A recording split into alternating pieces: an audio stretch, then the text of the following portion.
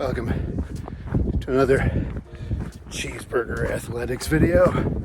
I'm Case. I should call these things something cool like short order tips with Case. But that would require a level of commitment and consistency that frankly I just don't want to do. Anyways, today let's talk about trekking poles. You might be asking yourself a lot of questions staring at those things. We'll get to that. I use trekking poles.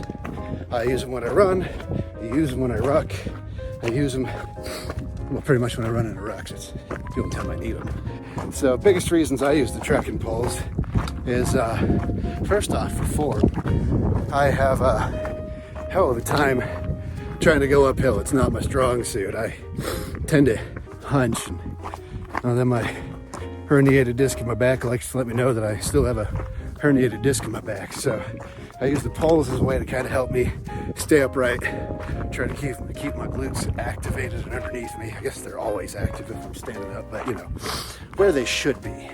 And helps me move up a little better without having to tweak my back or anything. Another reason I use trekking poles is because I live in mountain lion country, and yeah, I can't kill a mountain lion with my pink trekking poles, but it makes me feel better. Anyways, so yeah, it's, self-defense for mountain lions, I guess. Step one is form and really help myself stay upright. The other one is if you can get a nice little rhythm with those poles, you can kind of turn your brain off and just keep moving. Eventually you kind of check back into where you're at and what you're up to, and you're like, oh man, I'm almost halfway there or more, which is always kind of cool when that one happens. But yeah, the trekking poles come in really handy to help keep your form, help you kind of turn off the brain and just focus on moving, getting yourself uphill. And yeah, I've just found it really handy in my running and in my rucking. Now, you might ask yourself why this doofy guy who's not exactly crazy competitive runs around with crazy expensive trail racing poles that are bright pink. And honestly, for my target audience, you're probably wondering the second question first and the first question second.